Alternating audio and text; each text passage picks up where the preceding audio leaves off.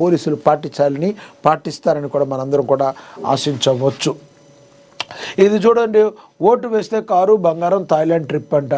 Municipal ఎన్నికల్లో పోటీ చేసిన పలువురు అభ్యర్థులు ఇస్తున్న హామీలు మాత్రం ఆశ్చర్యం కలిగిస్తున్నాయి. పూణే మున్సిపల్ ఎన్నికలకు మరో 3 వారాలు గడువు ఉండడంతో అభ్యర్థులు ముమ్మరంగా ప్రచారం నిర్వహిస్తున్నారు. ఓటర్లను ఆకర్షించేందుకు పలువురు ఖరీదైన కానుకలు, ఉచితాలను ప్రకటిస్తున్నారు. కొందరు అభ్యర్థులు పట్టుచీరలు, బైకులు, లగ్జరీ కార్లు, బంగారు ఆభరణాలు, విదేశీ ట్రిప్పులు వంటి ఆఫర్లు ఇస్తున్నారు. ఓట్ల కోసం లక్కీ డ్రాలు నిర్వహిస్తున్నారని కూడా ప్రచారం జరుగుతుంది. పూణే మున్సిపల్ ఎన్నికలు జనవరి 15న జరుగుతున్నాయి. ఒక వార్డులో సీనియర్ నేత మహిళలను ఆకర్షించేందుకు కొన్ని గజాల భూమిని ఇచ్చేందుకు సిద్ధంగా ఉన్నారని, ఇందుకోసం లక్కీ డ్రా నిర్వహిస్తున్నారని సమాచారం. మరో అభ్యర్థి నూతన దంపతులకు థాయిలాండ్ ట్రిప్ను ఆఫర్ చేస్తుండగా మరికొన్ని వార్తల్లో లక్కీ డ్రా పేరుతో బైకులు, ఎస్యూవీలు, బంగారు ఆభరణాలు ఇస్తున్నారని తెలుస్తుంది. ఇంకొన్ని వార్డుల్లో కుట్టు మిషన్లు, సైకిళ్లు పంపిణీ చేస్తున్నట్లుగా సమాచారం కూడా అందుతుంది. మరి ఈ పూణేకి సంబంధించిన ఎన్నికలు ముహూర్తం సమీపిస్తున్న వేళ అభ్యర్థులు తమ అదృష్టాన్ని పరీక్షించుకుంటూ ఓటర్లను ఆకట్టుకునే ప్రక్రియలో భాగంగా మరి ఇలాంటివన్నీ కూడా చేస్తున్నారు.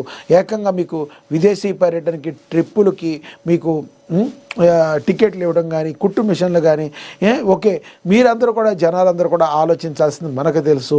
ఇన్ని గిఫ్ట్లు ఇచ్చేవాడు రేపొద్దున ఇవన్నీ కూడా మన దగ్గర నుంచి ముక్కు పిండి వసూలు చేస్తాడు. కాబట్టి దీనిలో మరి ఆయన ఏదో ఇస్తున్నాడు తీసుకుని ఓటు చేయడం కాదు, కానీ మంచి నాయకుడిని ఎన్నుకోవాలి, ప్రజల మీద బాధ్యత కలిగిన నాయకుడిని ఎన్నుకోవాలి అని మనందరం కూడా అనుకోవాలి. ఫ్రెండ్స్, మనందరికీ తెలుసు అక్షరాస్యత శాతం రోజు రోజుకు పెరుగుతుంది.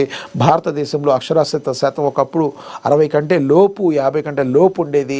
చాలా దారుణమైన పరిస్థితి. ఈ రోజు నుంచి 70% పైగా, దగ్గర 75 పైన అక్షరాస్యత శాతాన్ని, 80% పెంచుకుని ఈ రోజున ఆర్థికంగా మరి భారతదేశం ముందుకు దూసుకుపోతున్న ఈ రోజుల్లో ఇప్పటికీ కూడా చదువుకున్న వ్యక్తులు కూడా తమ ఓటును అమ్ముకుంటూ, లేదంటే ఎవరైతే నాయకులు ఏవైతే ప్రలోభాలకు గురి చేస్తున్నారో వాటికి ఆకట్టుకునే ప్రలోభాలకు గురి చేస్తున్నారో వాటికి ఆశపడి ముందుకు వెళుతుంటే ఇంతకన్నా సిగ్గుమాలిన తనం, ఇంతకన్నా నీచమైన తనం ఇంకోటి ఉండదు. దయచేసి ఈ ఓటు అనే హక్కుని ఎన్నుకునేటప్పుడు ఎవరైనా కూడా ఓటు అనే హక్కుని యూజ్ చేస్తూ నాయకులను ఎన్నుకునేటప్పుడు నీ ఓటు అనే ఆయుధాన్ని నువ్వు మరి ఎన్నుకుని మంచి వాళ్ళకి మాత్రమే ఓటేసి, ప్రజాహితము కోరుకునే వాళ్ళకి మాత్రమే ఓటేసి, తద్వారా మరి ప్రజాస్వామ్యాన్ని కాపాడాల్సిన బాధ్యత మనందరి మీద ఉంటుంది.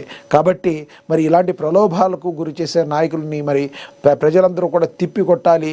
మరి వాళ్ళకి సరైన బుద్ధి అయితే చెప్పాలి. తద్వారా మరి మంచి నాయకత్వంతో పార్టీలు బాగుండాలి. తద్వారా పార్టీ బాగుంటే రాష్ట్రం బాగుంటుంది, రాష్ట్ర ప్రజలు బాగుంటే దేశం బాగుంటుంది. తద్వారా దేశం మరి అభివృద్ధి వైపు ముందుకు దూసుకుపోతుంది.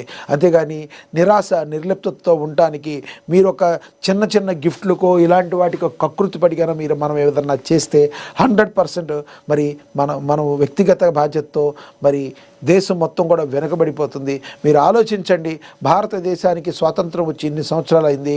మనం ఆర్థికంగా అభివృద్ధి చెందుతున్నప్పటికీ ఇంకా కూడా మనం వెళ్ళలేకపోతున్నామంటే మరి ప్రజల్లో నుంచి కూడా మార్పులు రావాల్సిన అవకాశం ఉంది. రాజకీయ నాయకులు ఇలాగే చేసేవాళ్ళు ఉంటారు. ఉన్నప్పటికీ కూడా విచక్షణ జ్ఞానాన్ని యూజ్ చేసి మరి ఓటరు మహాశయుడు ఓటు వేయాల్సిన అవసరం ఉంటుంది.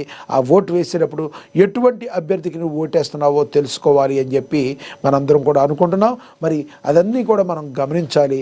దయచేసి దీన్ని ఓటేసేటప్పుడు మనందరం కూడా మరి ఇప్పుడు పూణే కావచ్చు, రేపొద్దున రానున్న మన జిహెచ్ఎంసీ ఎన్నికలు కావచ్చు, ఆ తర్వాత రాబోయే సార్వత్రిక ఎన్నికలు కావచ్చు, ఏదైనా కూడా ఓటు వేసేటప్పుడు మాత్రం మంచి అభ్యర్థులకి ఓటు వేయాలి. ఈ రకంగా ప్రలోభాలకు గురి చేసే వాళ్ళని మాత్రం దూరంగా పెట్టాలి అనే మాట అక్షర సత్యం. ఇక తదుపరి చూద్దాం.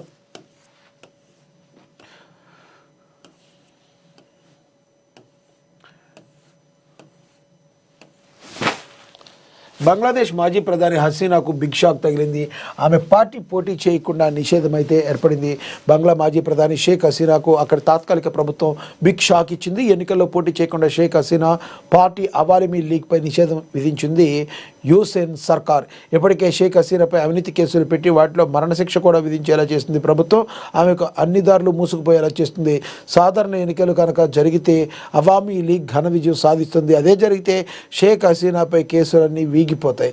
ఇదే విషయాన్ని రీసెంట్గా షేక్ హసీనా కూడా చెప్పారు. కానీ ఆమెకు అవకాశం ఇవ్వకుండా ఉండడానికి అవామీ లీగ్పై ఎన్నికల్లో పోటీ చేయకుండా బ్యాన్ విధించినట్లుగా అర్థమవుతుంది.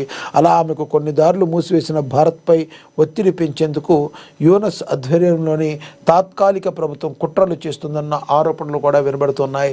ఒక రకంగా చెప్పాలంటే పాకిస్తాన్ నుంచి మరి విడిపోయిన తర్వాత బంగ్లాదేశ్ మంచిగా పాలన చేసుకోవచ్చు, కానీ నీచపు బుద్ధి వక్రపు బుద్ధితో మరి ఇప్పటికీ కూడా భారతదేశం మీద మరి విషం చిమ్ముతూ ఉన్న దేశాల్లో ఈ బంగ్లాదేశ్ కూడా వెళ్ళిపోతున్న పరిస్థితి. ఏదేమైనప్పటికీ కూడా మరి హసీనాకు ఇదైతే ఒక బిగ్ షాక్ అనే చెప్పాలి. తాను మరి సాధారణ ఎన్నికలు జరుగుదు అనుకుంది, కానీ అలా జరిగే అవకాశం అయితే కనపడినట్లుగా అయితే కనబడుతుంది.